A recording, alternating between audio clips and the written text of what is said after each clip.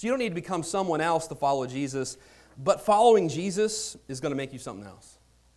In verse 22, Paul said, "For he that is called in the Lord being a servant is the Lord's free man."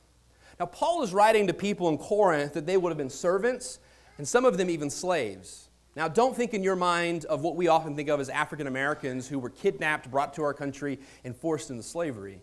Many of these people would have been people who sold themselves into a contract or chose to be a servant because that was the best opportunity to provide for their family. But some could have been taken captive in war. What Paul writing to them, he says, listen, if you're a slave, if you're a servant, you don't have to become free to come to the gospel. Now, that might not seem like a big deal to us, but to them, that was huge. Because there were tons of aspects of society that were only open to free people. That if you were a slave or a servant, you couldn't go into that place. You couldn't walk into that temple. You couldn't go into that restaurant. And Paul says, this gospel is for everyone. It's for the poor, it's for the slave, it's for the servant. Anyone who wants to come to this message of Jesus can come. You don't have to become free first. And he says, but when you come to this gospel message, though you're a servant and though you are a slave, you will be freed in your heart and your mind. Man, do you get what Paul's saying there?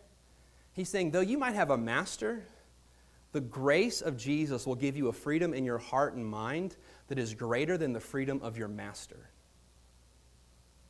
Now, that's mind-boggling, because to us, most of the time we think, I need there to be a change in my circumstances before I can be happy or joyous or free.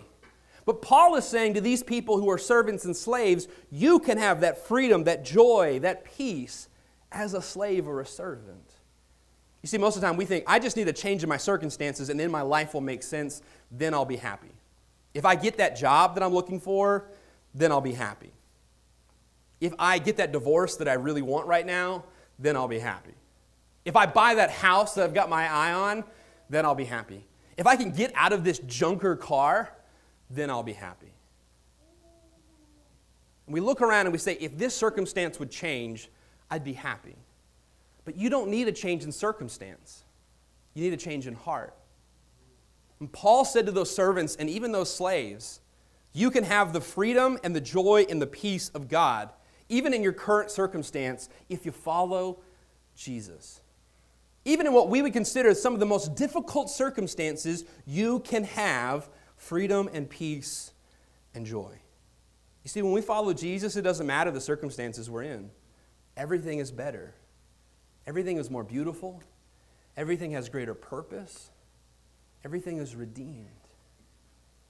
And there can be a peace no matter the situation that we find ourselves in.